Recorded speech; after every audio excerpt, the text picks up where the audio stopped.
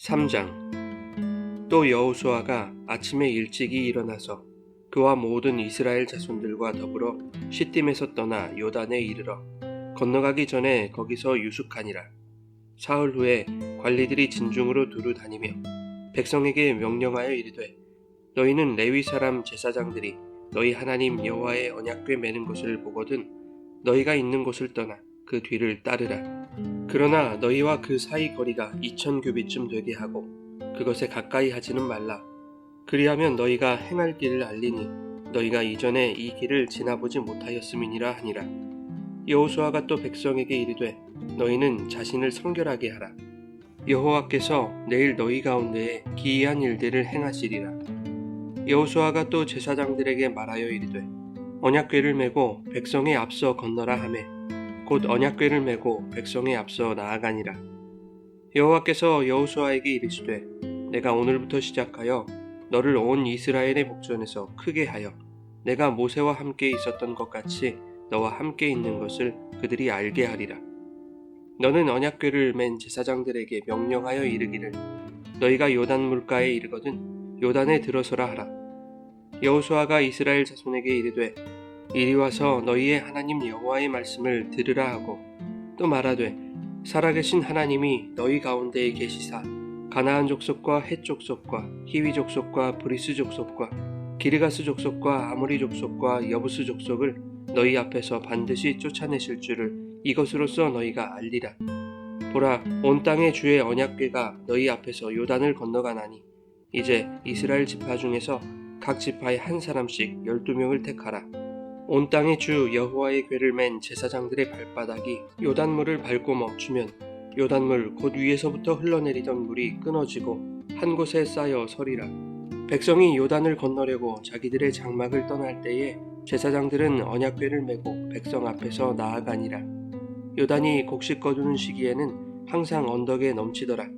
궤를 맨 자들이 요단에 이르며 궤를 맨 제사장들의 발이 물가에 잠기자 곧 위에서부터 흘러내리던 물이 그쳐서 사르단에 가까운 매우 멀리 있는 아담성읍 변두리에 일어나 한 곳에 쌓이고 아라바의 바다 여메로 향하여 흘러가는 물은 온전히 끊어지매 백성이 여리고 앞으로 바로 건널세. 여호와의 언약궤를 맨 제사장들은 요단 가운데 마른 땅에 굳게 섰고 그 모든 백성이 요단을 건너기를 마칠 때까지 모든 이스라엘은 그 마른 땅으로 건너갔더라. 여러분, 좋은 아침입니다. 오늘도 말씀의 은혜가 여러분의 삶에 풍성히 임하기를 소망합니다. 신명기 3장은 이스라엘이 요단을 건너는 장면입니다. 시딤을 떠나 요단에 도착한 이스라엘은 거기서 사흘을 유숙합니다. 이스라엘은 사흘 동안 요단강을 건너기 위한 준비를 했을 것입니다. 특히 5절에 여호수아는 백성에게 성결하게 할 것을 명령하죠.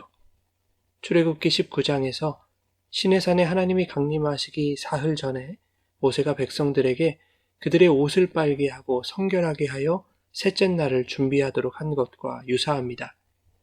요단을 건너는 일은 단순히 강을 건너는 것이 아니었습니다.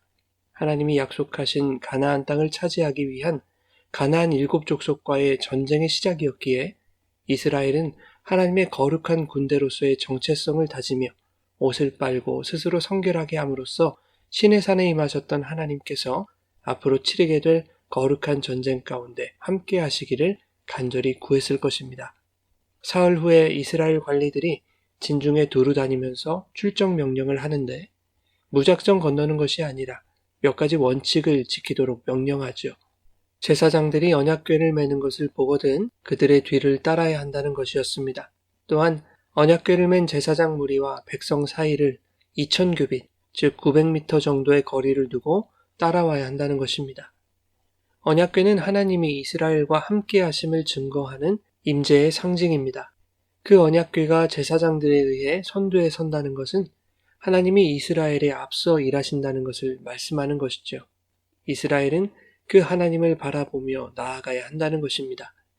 동시에 언약궤를 바라보면서 이스라엘과 함께 하시는 하나님의 임재에 대하여 경외감을 가지라는 것이죠. 그런가 하면 본문은 언약궤를 맨 제사장이 백성에 앞서 나아간다라는 말씀을 반복합니다. 이것은 우리가 걸어가는 신앙의 여정 가운데 반드시 지켜야 할 지침을 말씀해 주는 것이죠. 하나님보다 성도가 앞설 수 없다는 것입니다. 신앙생활은 내가 앞서 행하는 길에 하나님의 도움이 있기를 기대하는 것이 아니라 하나님의 말씀이 있는 곳에 성도가 순종의 발을 내딛는 것임을 말씀하는 것이죠. 또한 하나님은 요단을 건너갈 때 그들의 믿음을 요구하십니다. 8절에 보면 제사장들에게 이렇게 명령하시죠. 요단 물가에 이르거든 요단에 들어서라 라고 말씀하십니다. 물이 갈라진 것을 확인한 후에 들어가라는 것이 아닙니다. 너희가 내 말대로 요단물에 들어가면 물을 그치게 하시겠다는 것입니다. 즉, 우리의 신앙은 눈에 보이는 확실한 길을 걷는 것이 아님을 의미하는 것이죠. 확실치 않고 보이지 않아도 말씀에 따라 순종의 걸음을 내디딜 때 하나님의 역사가 나타나게 되는 것임을 말씀하고 있습니다. 요단강은 연중 대부분의 시기에 쉽게 건너갈 수 있는 강이었습니다. 그러나 하나님은 헤르몬 산에 덮인 눈이 녹아내려 요단강물이 가장 불어난 시기까지 기다리게 하십니다. 하나님의 일에는 때가 있습니다. 아무리 요단에 도착했다 하더라도 하나님의 명령 없이 건널 수 없는 것이죠. 상황이 허락하고 의욕이 넘친다 해도 성도는 하나님의 때를 기다려야 합니다. 때가 되면 하나님이 일하시는 것이죠. 성도는 앞서 행하시는 하나님의 말씀에 순종하면 되는 것입니다. 의욕이 넘치고 충분한 능력이 있어도 모든 여건과 주변 상황이 허락하는 것 같아 보여도 하나님이 앞서 행하지 않으시면 요단강이 말라있다 할지라도 우리는 결코 그 요단을 건널 수 없는 것입니다.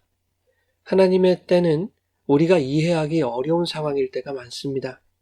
연중 대부분의 시기에 수량이 적어 건너기 쉬운 그 요단강을 물이 가장 많이 불어나서 범람하는 시기에 건너가게 하시는 것은 무슨 이유일까요? 하나님이 일부러 어려운 때만 고집하시는 것은 아닐 것입니다. 만일 강이 말라있는 시기였다면 백성들은 요단을 건너는 이 간단한 일이 자신들의 힘으로도 충분히 가능한 일이었다고 생각하게 될 것입니다. 언제든 내 뜻대로 내 힘으로 손쉽게 건널 수 있는 강이 되는 것이죠.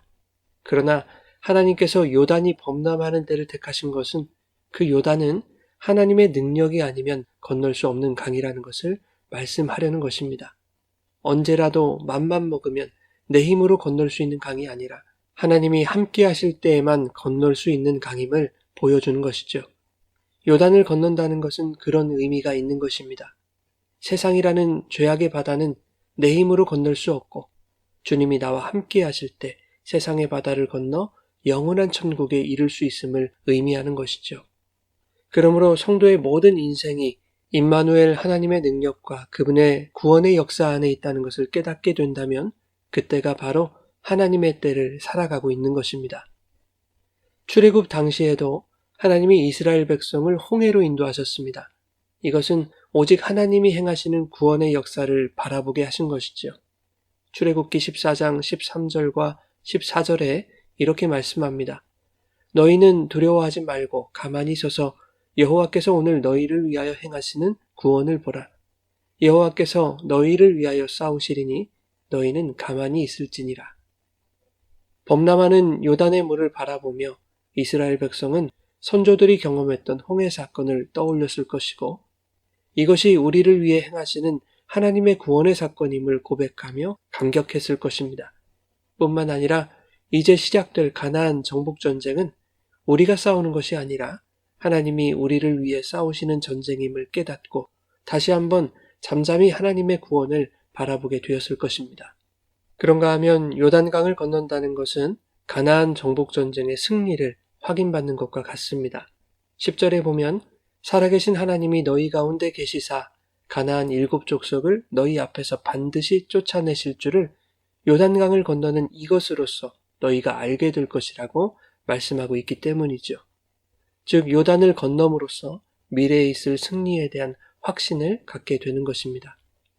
오늘날 우리에게도 최후 승리에 대한 확신이 있습니다. 그것은 요단에서 세례를 받으신 예수님의 요단 도하 사건으로 말미암은 것이죠. 요단물에 잠겨 죄에 대한 완전한 죽음을 경험하시고 요단물 위로 올라오실 때 하나님의 아들로 선포되는 이 상징적인 사건이 십자가에서 죽고 사흘 만에 부활하시는 사건으로 성취되었습니다. 성도는 그 예수님 안에서 요단을 건너 약속의 땅에 들어가는 승리를 확인받은 것이죠.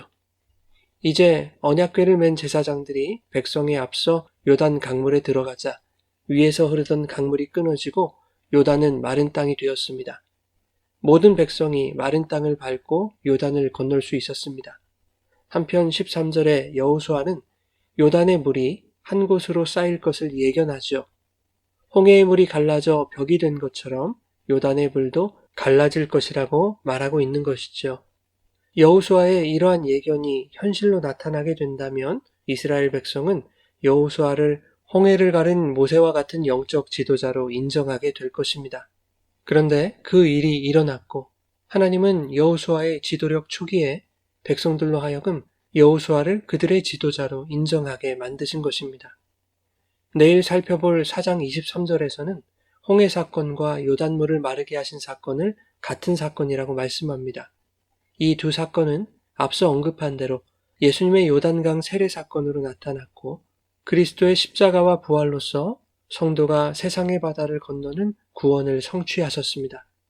그것을 성취하신 영원한 지도자 예수님께서 마지막 날 약속의 땅 가나안의 원형인 천국을 들고 이 땅에 오심으로 모든 역사가 완성될 것입니다.